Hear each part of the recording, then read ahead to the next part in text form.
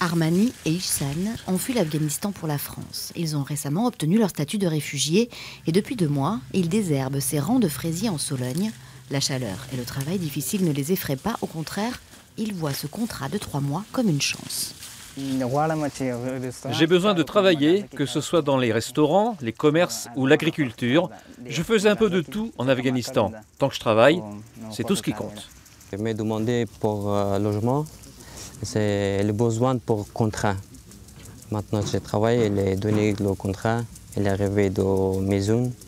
L'entreprise Marionnet emploie 17 réfugiés depuis début juin. C'est une première pour ce pépiniériste qui avait jusque-là recours à la main-d'œuvre espagnole.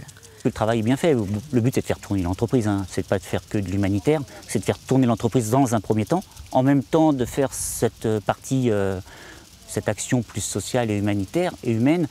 C'est agréable pour l'entreprise. C'est agréable pour l'entreprise et c'est valorisant. Et enrichissant parce qu'on apprend de chacun de toute façon. Donc c'est enrichissant pour tout le monde, quoi. Ce matin, le préfet du Loir-et-Cher s'est rendu sur l'exploitation pour échanger avec les responsables de l'entreprise et les réfugiés.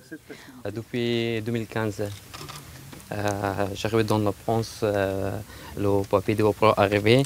Après, j'ai changé pour la CADA, le priori. Autour de lui, les acteurs de cette expérimentation, le conseil départemental, Pôle emploi et les élus locaux.